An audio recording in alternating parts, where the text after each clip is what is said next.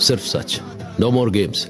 सड़क कहाँ से बनेगी सबसे पहले पता हमें चलता है, तो आसपास की बेनामी जमीनें हम ही खरीदते हैं, हम ही सरकार को बेचते हैं और हम ही प्रॉफिट कमाते हैं। और डिटेल में जाऊं क्या? मोहन यादव, उनका परिवार और उनकी रियल एस्टेट कंपनियां उज्जैन और आसपास के इलाकों में कम से कम 137 प्लॉट खरीद चुकी हैं, जो 168 एकड़ में फैला है।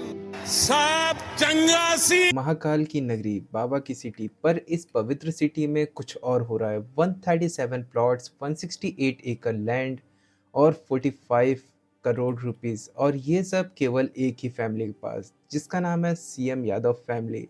उन्होंने ये इतने प्रॉपर्टीज खरीदे, वो भी सीएम बनने के दिसंबर 2023 से दिसंबर 2025 के बीच में, और वो भी वही एरिया में जहाँ पर गवर्नमेंट प्रोजेक्ट्स निकलने थे और लैंड का कुछ यूज़ होना था गवर्नमेंट के प्रोजेक्ट्स में।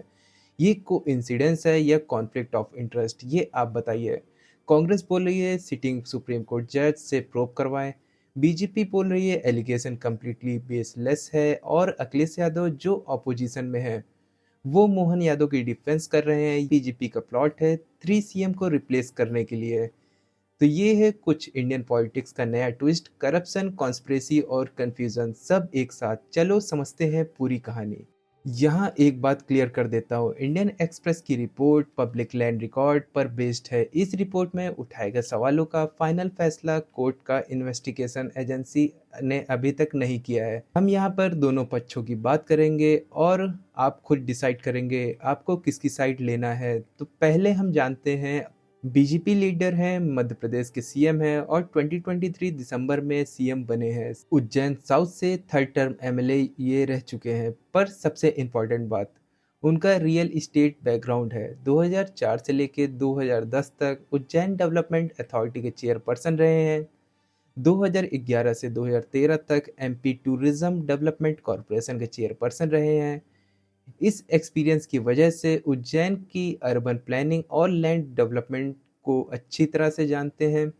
और जब रियल इस्टेट एक्सपर्ट सीएम बन जाते हैं तो फैमिली बिजनेस नेचुरली स्पॉटलाइट में आ जाती है। यहीं से शुरू होता है पूरी कंट्रोवर्सी। 24 जून 2026 इंडियन एक्सप्रेस ने गवर्नमेंट लैंड रिकॉर्ड के बेसिक पर एक एक्सपोज किया। क्या पता चला? सीएम यादव की family, wife, son, daughter in law, brother, sister, cousin, सब ने मिलकर उज्जैन में लैंड खरीदा। इसके नंबर है 335 एकड़ टोटल लैंड, जो कि फैमिली प्लस 4 बिजनेस के पास है। 168 एकड़ लैंड, 137 प्लॉट, जो कि दिसंबर 2023 से दिसंबर 2025 के बीच में खरीदा गया, और approximately total investment 45 crore rupees है। और क्या खरीदा? 11 relatives, nephew, sister, brother, son in law, daughter in law और वाइफ। और कौन खरीदा? 11 रिलेटिव्स, 4 रियल इस्टेट कंपनीज जो कि फैमिली रन कर रही थी, सीएम प्लस सीएम की वाइफ जो कि हर कंपनी में मेजोरिटी स्टेक में है। कहाँ खरीदा? ये वही जगह थी जहां से गवर्नमेंट प्रोजेक्ट निकलना था, और 111 एकड़ जमीन अभी तक गवर्नमेंट प्रोजेक्ट में लग चुकी है। टाइमिंग है 2021 से 2023 तक, जब ये एजुकेशन मिनिस्टर थे।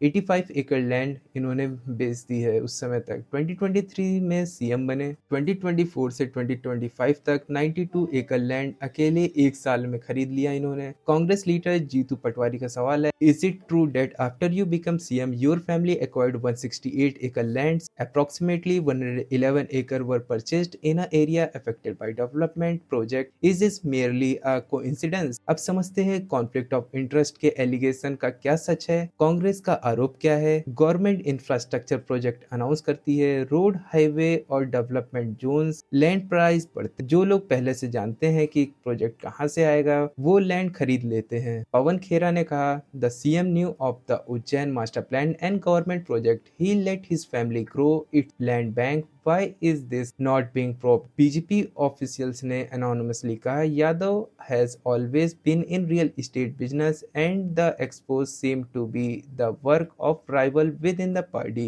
MP BJP president Hemant Kherwal ने डेटा दिया, सीएम के पास 17 एकड़ लैंड है, 2023 नॉमिनेशन से अनचेंज्ड हुआ है, और जो उनके वाइफ के पास लैंड था 12.29 एकड़, वो अभी भी उन्हीं के पास है। उससे ज़्यादा अभी तक कोई चेंजमेंट नहीं हुई है। और जो सन के पास 16 एकड़ लैंड था वो भी अभी तक अनचेंज्ड है, और डॉटर के पास जो लैंड थी 10 एकड़, वो भी अभी तक कोई चेंजमेंट नहीं हुई है। उन्होंने कहा all allegations are completely baseless. All of this land has been in his name since before the implementation of the master plan. इस वजह से कॉन्फ्लिक्ट ऑफ इंटरेस्ट का एलिगेशन उठ रहा है। इंडियन एक्सप्रेस की editorial calling this business as usual will not watch. अब आते हैं पॉलिटिक्स के ड्रामा पे। कांग्रेस एग्रेसिवली 3 डिमांड कर रही है। सिटिंग सुप्रीम कोर्ट जज से जुडिशियल इंक्वायरी करवाई जाए, ईडी सीबीआई एक्शन ली जाए। केसु वेणुगोपाल ने पीएम मोदी को टारगेट किया और कहा व्हाई हैव ईडी सीबीआई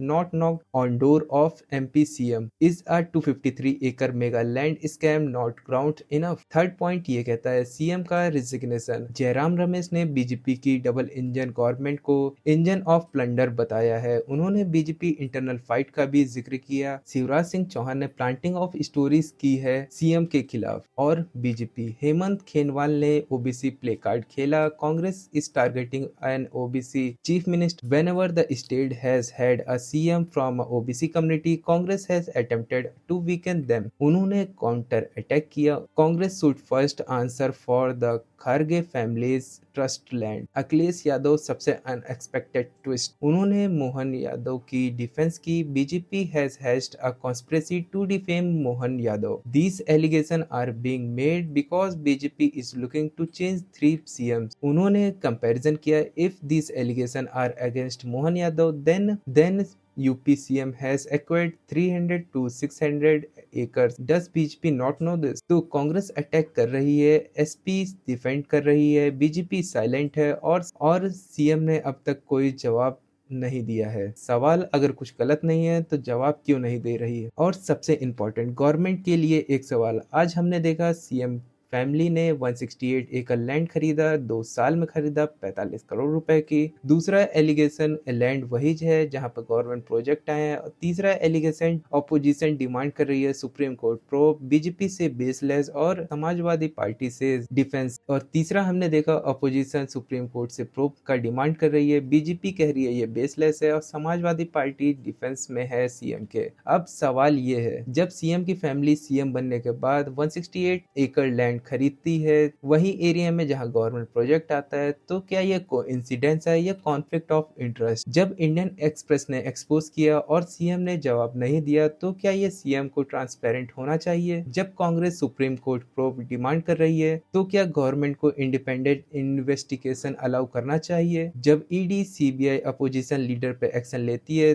तो अपने सीएम पे क्यों नहीं लेती। जब ईडी सीबीआई अपोजिशन लीडर पे एक्शन लेती है तो क्या अपने सीएम पे एक्शन नहीं ले सकती। जब बीजेपी के अंदर ही इंटरनल फाइट चल रही है चौहान वर्सेस यादव, तो क्या ये पावर स्ट्रगल का पार्ट है कि नहीं, ये आप कमेंट करके बताएं। सिस्टम को ट्रांसपेरेंट होना चाहिए, पब्लिक इंटरेस्ट को प्रोटेक्ट करना चाहिए। अगर एलिगेशन गलत है तो इंडिपेंडेंट इन्वेस्टिगेशन से सीएम को क्लीन चिट मिल सकती है। अगर सही है तो अकाउंटेबिलिटी फिक्स होगी। इसलिए ट्रांसपेरेंट इन्वेस्टिगेशन डेमोक्रेसी के लिए काफी ज्यादा जरूरी है। तो आपको क्या लगता है, क्या इस मामले में इंडिपेंडेंट जुडिशियल या कोर्ट मॉनिटर्ड इन्वेस्टिगेशन होनी चाहिए? कमेंट में बताइए। तो दोस्तों ये था एमपी सीएम लैंड स्कैम का डिटेल एनालिसिस। इसमें 3 पॉइंट दिए हुए हैं, मैंने 3 पॉइंट एक्सप्लेन किए हैं, द एक्सपोज, एलिगेशन और पॉलिटिकल ड्रामा। तो मिलते हैं नेक्स्ट वीडियो में, तब तक लिए जय हिंद, जय भारत, वंदे मातरम।